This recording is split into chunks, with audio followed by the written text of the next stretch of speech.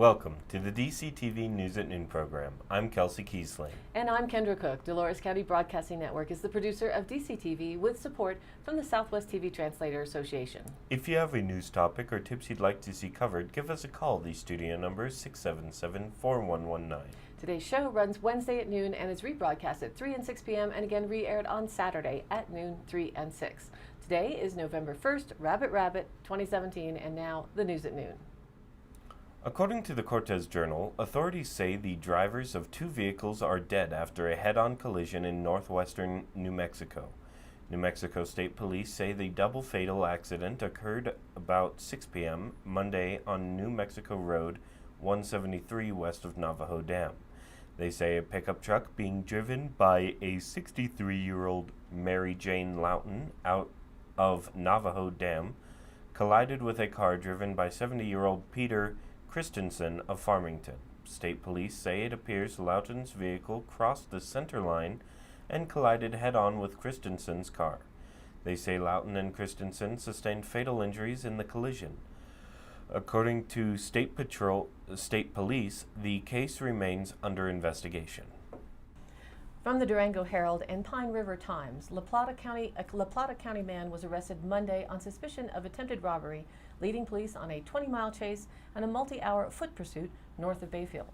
Michael Fisher Wilson, 20, was being held Monday night at the La Plata County Jail on suspicion of motor vehicle theft, attempted robbery, felony eluding, and burglary, said Bayfield Marshal Joe McIntyre. He is also suspected of criminal mischief and felony menacing for driving a stolen car into a Bayfield Marshal's officer's vehicle. Events began about 8 a.m. Monday at the grocery store at Bayfield at 381 East Colorado Drive, where Wilson waited out front for the store to open, McIntyre said. The owner, Paul Peoples, opened the store and Wilson went inside. He walked around, picked up a bottle of milk and a screwdriver. While Peoples was ringing him up, Wilson said, "I hate to do this, Paul, but I need you to open the cash drawer. I'm going to take the money and then I'm going to lock you up in the freezer." Peoples, who recognized the man, refused to cooperate, telling him to go call his dad. Wilson then left the store. He never showed a weapon. Dispatchers received 2 calls, one from the store and a 911 call from Wilson, who said he just tried to rob the grocery store and wanted to turn himself in. He borrowed a woman's cell phone at Pine Valley Church to make the call. A deputy responded to the church, but as he approached, he saw a tan or silver Honda Accord kind of miss the driveway going onto County Road 501 and decided to follow the car, which came back registered to Wilson's mother. "We knew at that point that we had the right vehicle," McIntyre said.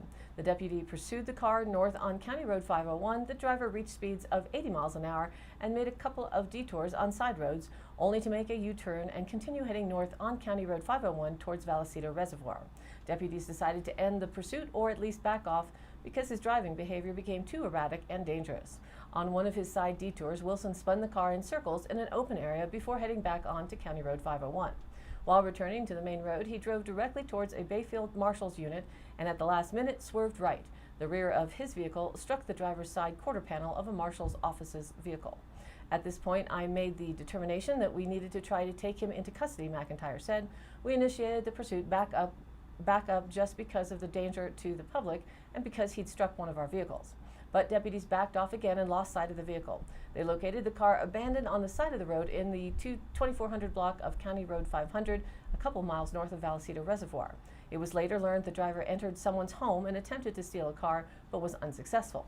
The occupant of the home was not home at the time. Law enforcement did a reverse 911 call to everyone within a 1-mile radius of the suspect's car to warn residents and advise them to stay inside their homes. Several hours later, a resident called police to report he could see someone matching the suspect's description. The resident stayed inside his home and guided police to the man's location. Wilson was arrested at 2:13 p.m. The 2009 Honda Accord was stolen the previous night from his mother. The Bayfield Marshal's office knows Wilson quite well, McIntyre said. "I'm glad that we got him into custody," McIntyre said. "Thank you to the residents up there in Vallecito who received those messages and helped us out in tracking him and locating him." Reported by the Durango Herald, Colorado regulators on Monday fined a La Plata County oil and gas operator more than $650,000 for several outstanding violations at a well site near Red Mesa, about 20 miles southwest of Durango. At the Colorado Oil and Gas Conservation Commission's monthly meeting in Denver, Enforcement Officer Stephen Ma ran through numerous violations associated with a well owned by William Taylor of Springfield, Illinois. According to Ma, Taylor failed to sign up for a pipeline notification program, had not posted a sign at the well with a phone number in case of emergencies, and was not filing monthly operation reports, all actions required by the state. At the well site itself near Red Mesa, state inspectors found berm and containment devices had fallen into disrepair, valves and pipes were not securely fastened, and an infrared camera detected gas leaks. All these infractions led the state to issue a notice of alleged violation to Taylor in September.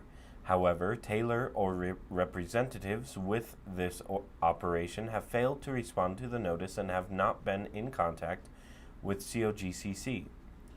Of all the matters I will discuss, Ma said, I would have to say the most serious is the fact that this operator is completely non-responsive at this point in time. COGCC staff asked the commission to approve an order that would fine Taylor $388,703, revoke his right to operate in the state of Colorado, and seize a $10,000 bond Taylor previously posted.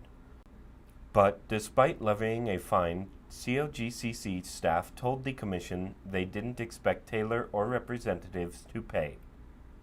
Instead, the order would declare the well orphan, opening up the bond money and allowing staff to sell Taylor's equipment for repair work. From the Durango Herald, the Archuleta County Courthouse in Pagosa Springs is hazardous to public health and unsuitable for judicial employees. That according to an air quality assessment released on Tuesday. The report by A.G. Wassenaar found deficient ventilation and recommended that employees who vacated the building in September avoid returning to the courthouse. A.G. Wassenaar is a Denver-based environmental consultant. Conditions observed and experienced in the clerk's office and the sheriff's office/jail indicate a building that is not maintained and, in our opinion, is unhealthy. That's what the report concluded. AGW recommends that the state courts not reoccupy the building. Tuesday's report is likely to confirm suspicions of many employees who complained of headaches, eye irritation, sinus issues, coughing, fatigue, fainting, and more serious symptoms while occupying the courthouse. This year, 2 deputies passed out in the building and 3 deputies have been admitted to intensive care units for unspecified symptoms. Chief District Judge Jeffrey Wilson has suggested hydrogen sulfide seeping from the ground may be causing the health problems.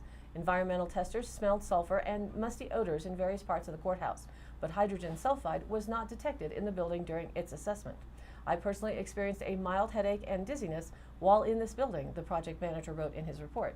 Testers detected carbon dioxide at concentrations higher than the outdoors in some locations of the building.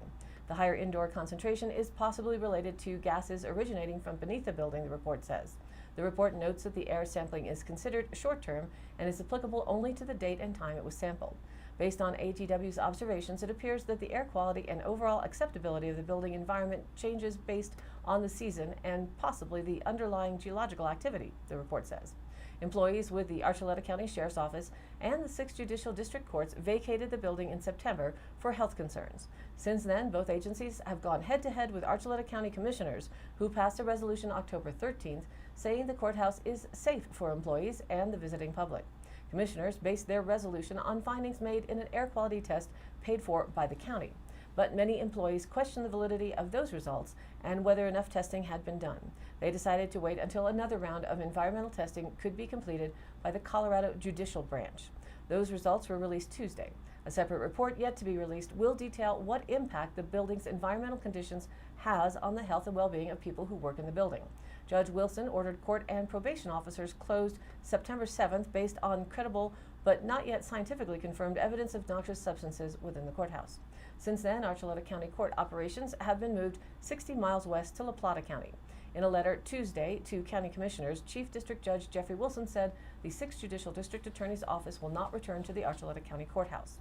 Quote, the Archuleta County Courthouse is neither safe nor adequate, and the Archuleta County Board of County Commissioners is either unwilling or unable to rectify the situation, he wrote. Archuleta County Commissioner Michael Whiting and County Administrator Bentley Henderson declined to comment Tuesday about the report, saying that they had not had time to digest the report or have a conversation about its findings. The county, which is required to provide reasonable space for the Sheriff's Office and judicial operations, refused to pay any expenses incurred by either agency if they chose alternative accommodations beyond Tuesday. Citing the state's Open Records Act, the judge requested a copy of the county's environmental test performed in September by Heron Enterprises USA. I would note that despite the 6th Judicial District's obvious interest in the results of that testing, Archuleta County has not provided the 6th Judicial District a final report from Heron, Wilson wrote. The judge went on to remind the county of its obligation under state law to provide adequate facilities to conduct court business. Quote, I expect Archuleta County to comply with state law, and I am therefore requesting that Archuleta County immediately begin to look for suitable temporary court facilities. Reported by the Cortez Journal, a wet southern storm that collided with cool northern air failed to produce as much snow as expected Monday night and Tuesday morning in the San Juan Mountains north of Durango.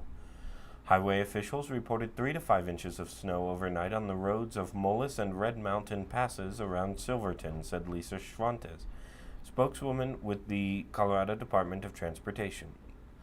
More snow, up to 10 inches, accumulated along the sides of Coalbank Pass. Purgatory Resort reported 5 inches as of Tuesday morning.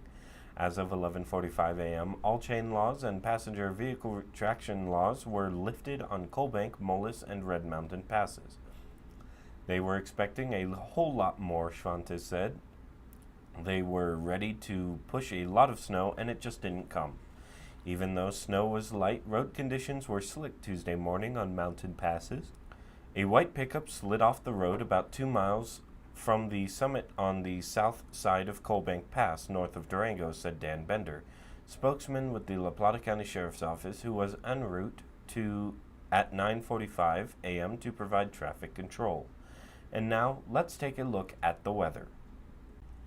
Rain and snow showers will linger in the San Juan Mountains early this evening with clearing skies overnight. Once this storm passes, westerly flow sets up for the remainder of the week. The next chance for any significant precipitation looks to be Sunday or into Monday. There's a hazardous weather outlook today for eastern Utah and western Colorado, with windy conditions developing over northwest Colorado this afternoon, with occasional gusts approaching 45 miles an hour at some locations. A few flurries may develop over the Elkhead Mountains late this afternoon and overnight, though accumulations and impacts on travel will be negligible. Thursday through Friday, the region will see largely dry conditions, while localized flurries remain possible over the northern mountains. And again, the pattern setting up for Saturday through next Tuesday may provide a good chance for mountain snow this weekend and early next week. But specific time for that system to coordinate is still an unpredicted note by the National Weather Service. Nationally, we are looking at a mixture of rain and snow all across the northern border of the U.S. into the Great Lakes. While that upper low pressure system hangs on, they'll be dealing with the mixture of snow and rains over the next few days. We can see the high pressure providing the dry weather in the west and southwest as the progression of the rains and thunderstorms continue to move east across into the southeast and up through the Midwest and on into New England. A brief mild spell follows on the heels of snow and rain mix in much of northern New England from yesterday, but they will be setting up towards a cool down with more potential wintry mix also this weekend. On our 5-day forecast today, we are looking at sunny skies with a high near 61, and again the breezy forecast translates to 10 to 20 miles an hour winds from the southeast becoming southwest in the afternoon. In the evening, the winds adjust to the south around 10 to 15 miles an hour and expect a low tonight around 37. Thursday, it's mostly sunny skies with a high near 60, south winds 10 to 15, and gusts up to 25. And Thursday night stays mostly clear with winds dropping back to 5 to 15 miles an hour and a low around 36. Friday, it'll be mostly sunny again, a little cooler with a high around 58. South winds 10 to 15, again continuing with a blustery start to November with 25-mile-an-hour gusts possible.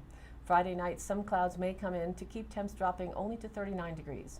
Then Saturday, it's that 20% chance of showers in the morning before noon, becoming mostly cloudy with a high near 62 and a low Saturday night of 39. Sunday right now is predicted to be partly sunny and a high near 58, and the slight chance of showers comes in after midnight with a low around 37, with Monday's chance of showers continuing and a cooler high around 56, low down to 34. And don't forget to set your clocks back this Sunday, November 5th, as it is the end of daylight savings times. So set your clock back an hour on Saturday night before you go to bed. And be sure to get plenty of rest as you head into the work week next Monday, as we all readjust to the new clock regime. And Monday, I'll be sharing with you a bit about how and why we were living on a sexadecimal system with 60 minutes in an hour. Really makes you think. And now, back to the news. According to the Cortez Journal, the Montezuma-Cortez School District announced Tuesday that the RE1 safety team and the Cortez Fire and Police Department will conduct a hazmat practice drill at Cortez Middle School on Wednesday, November 8th at 1:30 p.m. This will not involve chemicals of any nature and is a practice scenario only, Superintendent Lori Hockness said in an email to district staff. This drill is designed to help staff and students in the event of an actual emergency. Preparation is our best line of defense, so the more we are prepared in case something happens, the less likely we will have any safety concerns involving injury and things like that, CMS Principal Kate Ott said.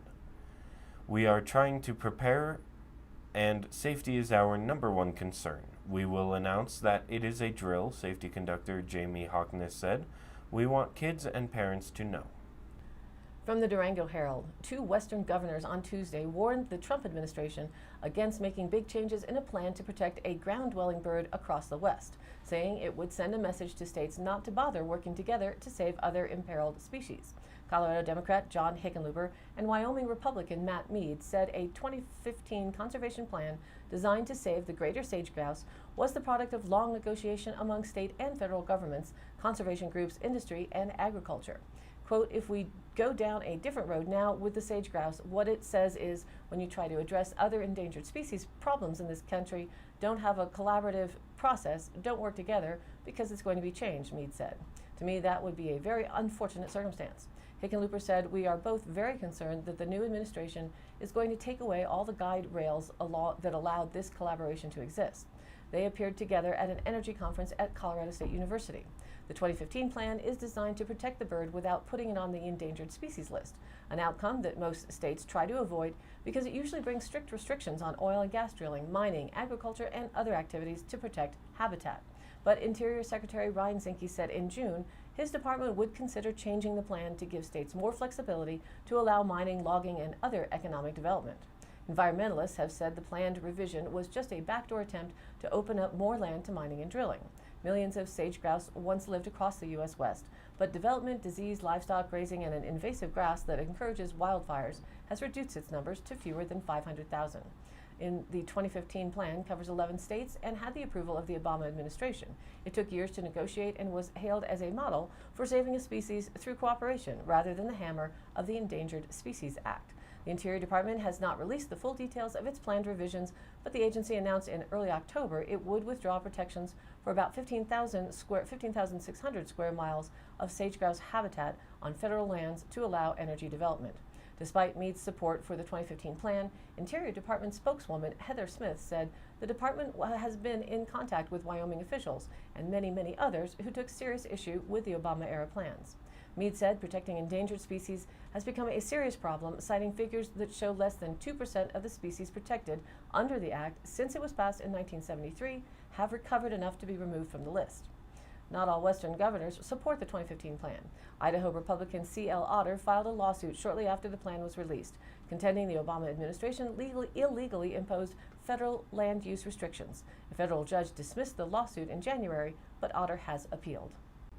Reported by the Durango Herald, U.S. regulators want to remove a health claim about the heart benefits of soy from cartons of soy milk, tofu, and other foods, saying the latest scientific evidence no longer shows a clear connection.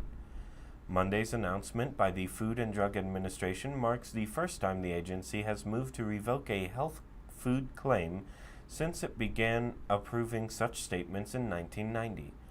The claim that soy protein can reduce heart disease appears on about 200 to 300 products in the U.S., according to industry figures, including popular brands like Silk Soy Milk. Calls to White Wave Foods Company, which markets Silk brand soy products, were not immediately returned Monday. The FDA first approved the language about the benefits in 1999 based on studies suggesting soy protein lowered a type of heart-damaging cholesterol in the bloodstream, but some later studies have failed to show a clear link. One 2005 study by the U.S. government's Agency for Healthcare Research and Quality found that soy products had little effect on bad cholesterol.